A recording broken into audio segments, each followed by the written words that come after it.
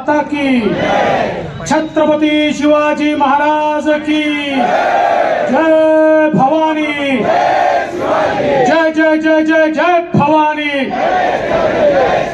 जय जय जय जय जय शिवाजी। बोल सिया बलरामचंद्र की, पवन सुत हनुमान की, उमापति महादेव की, बोलो जी भाई सब संतन की, गौ माता की, भारत माता की, भारत माता की, भारत माता की। सूरत में दम है।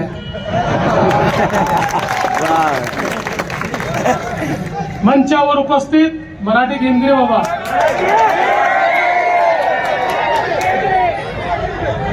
लोकप्रिय उमेदवार, 2 वेळा ज्यांना धारासभ्य म्हणून आपण निवडून दिलं त्या संगीताबेन पाटील, महाराष्ट्रातून आलेले आमचे नेते प्रवीण दरेकरजी, उत्तर प्रदेशात आलेले तिथले खासदार सत्यपाल सिंह जी। मोदी जी संघर्ष करो, मोदी जी आगे बढ़ो, देश तुम्हारे साथ है। ये हमारी बहन संगीता जी यहाँ पर खड़ी है, 2 बार आपने चुनकर दिया, उन्होंने परिवर्तन करके दिखाया, उन्होंने काम किया है, उनका काम दिखता है, उनका संपर्क दिखता है, जन जन में रहने वाली है, लोगों से मिलने वाली है, लोगों के बीच पैंडेमिक में भी वो उपस्थित थी और लोगों को मदद कर रही थी। इसलिए आपसे इतना ही निवेदन करता हूं, पिछले बार कितने 35,000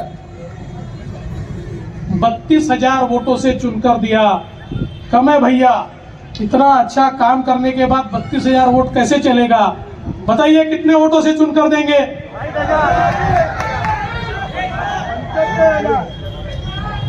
बोलो। ये है, एक हाथ सरकार आती है जाती है, कोई पार्टी आती है कोई पार्टी जाती है, लेकिन पंजाब के अंदर इस आप पार्टी ने खलिस्तानवादियों के साथ हाथ मिलाया है। खलिस्तानवादियों के जो देश तोड़ना चाहते हैं, ऐसे लोगों के साथ आप रोज वहां पर खाना खाते हो, रोज उनके साथ बैठते हो, उनके साथ उठते हो, और यहां आकर बरगलाने वाली बातें करते हो। दोस्तों, सवाल यह है कि क्या ऐसे लोगों को हम लोग यहां पर रहने देने वाले हैं? और मैं आपको कहना चाहता हूं, ये कैसे लोग हैं? एक बार एक आदमी मर गया, मरकर गया ऊपर, चित्रगुप्त के सामने बैठा। अब अपने यहाँ तो अपने हिंदू धर्म में है, पाप ज्यादा होंगे तो नरक में जाओ, पुण्य ज्यादा होंगे तो स्वर्ग में जाओ। और चित्रगुप्त हिसाब करता है, तो चित्रगुप्त हिसाब निकाल के बैठा था, 3 किलो पाप, 4 किलो पुण्य, 5 किलो पाप, 3 किलो पुण्य, ऐसा अपना चल रहा था उसका। ये बैठा था, भाई मेरा क्या हिसाब निकलता है? उतने में घंटी बजे, टन। अरे बोले काय की घंटी है? चित्रगुप्त ने बताया, देखो ये मैंने अरेंजमेंट की है, मेरा पाप बहुत बढ़ रहा है, तो भारत में अगर कोई झूठ बोलता है तो बोले घंटी बजती है। फिर 2 मिनट बाद वापस टन। अरे बोले एक और झूठ बोला, फिर एक और बार टन। अरे बोले एक और बार झूठ बोला। फिर 5-10 मिनट कुछ नहीं हुआ, और उसके बाद टन टन टन टन टन टन टन टन टन टन टन बजने लगी। तो बोले अरे भाई ये क्या हो गया? चित्रगुप्त को उसने पूछा, बोले कुछ नहीं, तू शांति से बैठ, केजरीवाल का भाषण चालू हो गया। में हम लोग जाते थे तो दुनिया के राष्ट्रपति प्रधानमंत्री वहां पर आते हैं, और सारे राष्ट्रपति प्रधानमंत्री ये चाहते थे कि हम 2 मिनट अमेरिका के राष्ट्रपति को मिले, हाथ मिलाए, फोटो खींचे, ताकि हमारी भी साख बने। और इसलिए सबसे ज्यादा लोग अमेरिका के राष्ट्रपति के इर्द गिर्द होते थे। पर अब नजारा बदल गया, कहने लगा अब अमेरिका के राष्ट्रपति के इर्द गिर्द नहीं, सारे के सारे दुनिया के राष्ट्रपति प्रधानमंत्री चाहते हैं कि मोदी जी से आकर मिले, उनसे हाथ मिलाए और उनके साथ हम एक फोटो खिंचवाए। तो इसलिए दोस्तों, जैसे मोदी जी का कद बढ़ रहा है, देश और दुनिया की ताकतें ये प्रयास कर रही है कि उनके कद को बौना किया जाए। ये प्रयास कर रही है कि कहीं ना कहीं उनको नीचे खींचा जाए, और उसके लिए ये लोग कुछ भी करने को तैयार हैं। इसलिए गुजरात के चुनाव से एक संदेशा देना है, एक संदेशा देश को एक संदेशा देना है कि देशवासी मोदी जी के पीछे है। और ये संदेशा देने के लिए गुजरात में सरकार तो बनने ही व्हायचं, तिथे आम्ही त्यांची काळजी घेतो आहे, काही काळजी करण्याचं कारण नाही आहे। इतने झूठे गुजरात का शेर हमारे प्रधानमंत्री नरेंद्र मोदी जी और नरेंद्र भाई को पूरे बहुमत के साथ सत्ता हाथ में दी। और दोस्तों, हम सबने देखा पिछले 8 सालों में मोदी जी ने इस देश में जो परिवर्तन लाया, इस देश में गरीब कल्याण का एजेंडा लाया। गरीबों की बातें तो सब करते थे, इंदिरा जी भी कहती थी गरीबी हटाओ, राजू जी भी कहते थे गरीबी हटाओ, गरीबी नहीं हटी, गरीब हट गए। गरीबी हटी, लेकिन नेताओं की गरीबी हटी, आम आदमी की गरीबी नहीं हटी। पहली बार मोदी जी ने यह फैसला किया कि गरीब कल्याण का एजेंडा चलेगा, और 1 रुपया दिल्ली से भेजूंगा तो पूरा 1 रुपया अंतिम आदमी तक जाएगा, बीच में कोई बिचौलिया या दलाल मैं रहने नहीं दूंगा। और देखिए, इस देश के अंदर करोड़ों लोगों को मकान मिला, करोड़ों शौचालय तैयार हुए, करोड़ों घरों में गैस के चूल्हे गए, करोड़ों घरों का अंधकार नष्ट हुआ, वहां बिजली पहुंची, हर घर नल पहुंचा। हमारे किसानों को किसान सम्मान निधि मिला, हमारी महिलाओं को सम्मान मिला, हमारे युवाओं के हाथ को काम मिला। आज पूरे देश को बदलने का काम मोदी जी ने किया है। और दोस्तों, आज हम सब लोग यहाँ पर इतनी बड़ी संख्या में उपस्थित है।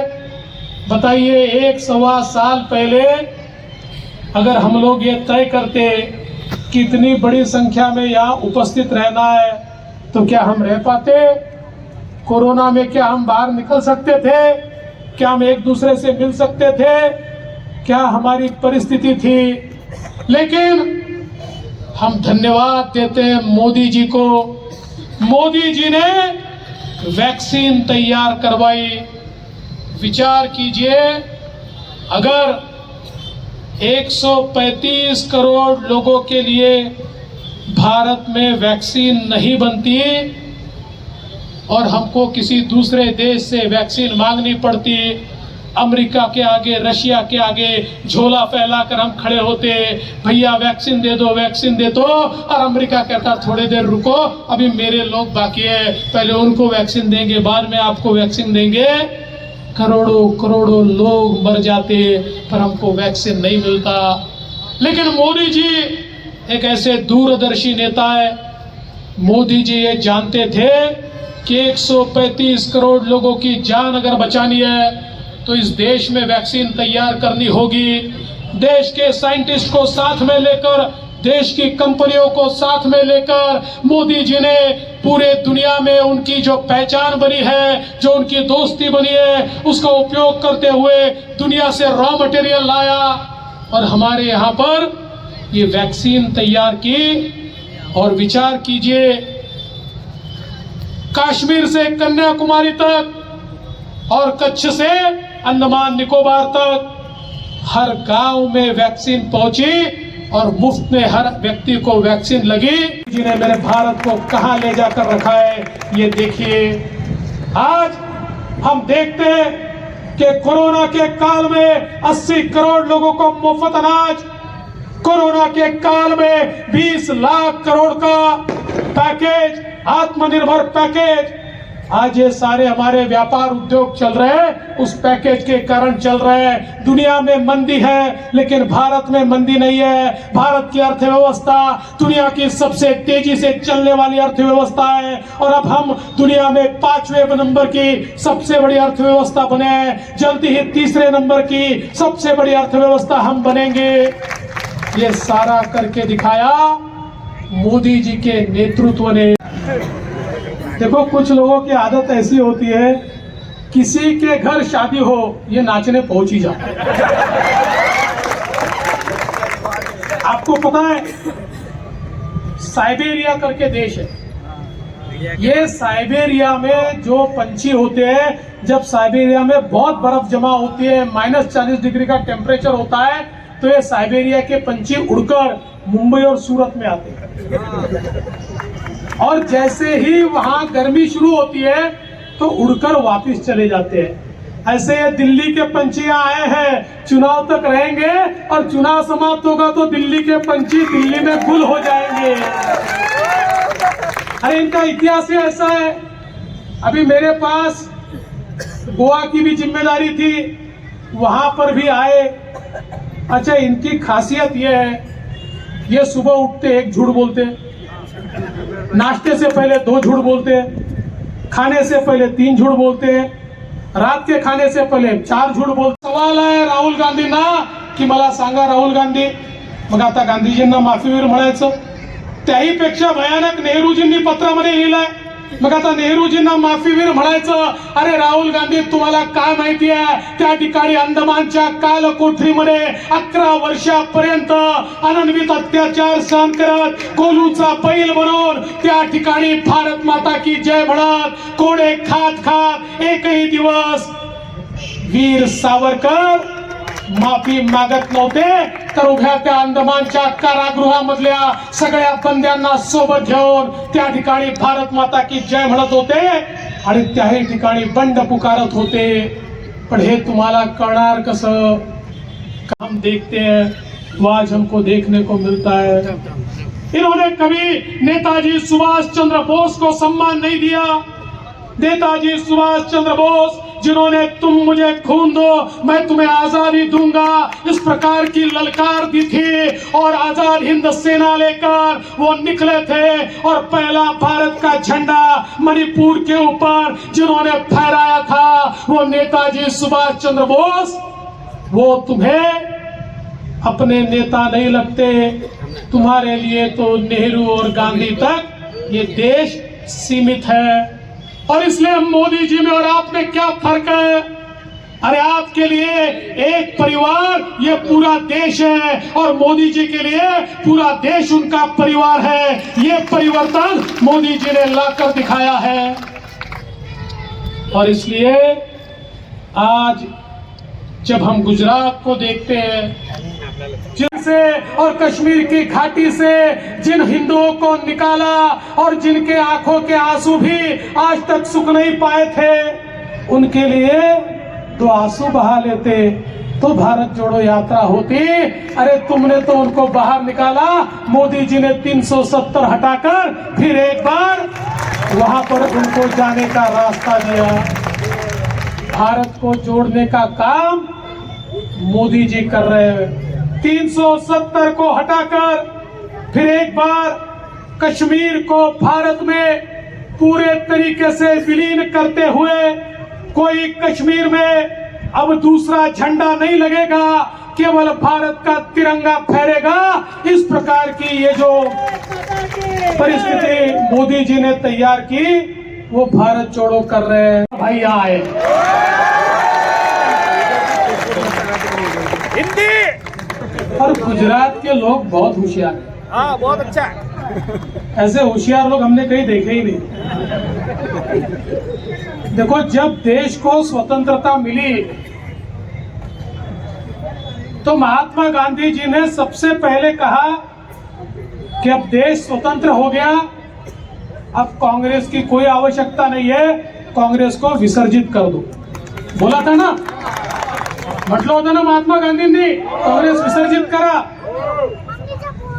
भारत के लोगों को तब ध्यान में नहीं आया और कांग्रेस को चुनकर देते गए, और कांग्रेस के साथ साथ अनाचार, दुराचार, अत्याचार, भ्रष्टाचार इसको चुनकर देते गए। ये बढ़ता गया और देश पीछे चलता गया। लेकिन गुजरात के लोग सबसे पहले होशियार निकले। 27 साल पहले उनके ध्यान में आया कि गांधी जी ने जो कहा वो सही है। कांग्रेस का विसर्जन करना चाहिए। और तब से जो आपने कांग्रेस को विसर्जित किया तो कांग्रेस के वापस आने का कोई आसार ही नहीं दिखता। देश में सबसे पहले कांग्रेस को विसर्जित करने वाले मेरे गुजरात के लोग हैं, इसलिए मैं आपको बधाई देता हूं। और अब तो यहाँ चुनाव चल रहा है और युवराज, माहिती आहे ना युवराज कोण कोण? मी असं पप्पू वगैरे म्हणणार नाही, ते तुम्ही म्हणताय, मी नाही म्हणणार, मी नाही म्हणत असं। युवराज राहुल गांधी या ठिकाणी गुजरात मध्ये प्रचार करायच्या ऐवजी भारत जोडो यात्रा घेऊन महाराष्ट्र में भारत जोड़ो यात्रा लेकर राहुल गांधी पहुंचे। मैं सुरक्षित उनको बाहर निकाल दूंगा, आप चिंता मत करिए, पूरी सुरक्षा के साथ मैं उनको शिवराज जी के हवाले मध्य प्रदेश में कर दूंगा। पर एक लक्षात ठेवा,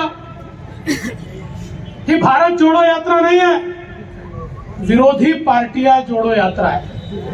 कारण भारत तो जुड़लेलाच है। अब राहुल गांधी कहां से भारत जोड़ेंगे? अरे पूरे भारत में जब एक नेता मोदी जी जैसा है जिसके पीछे पूरा भारत है, तो राहुल गांधी कहां से भारत जोड़ने वाले? ये जो भारत जोड़ो यात्रा निकली है, ये भारत जोड़ो यात्रा विरोधी पार्टियों को जोड़ो, विरोधी नेताओं को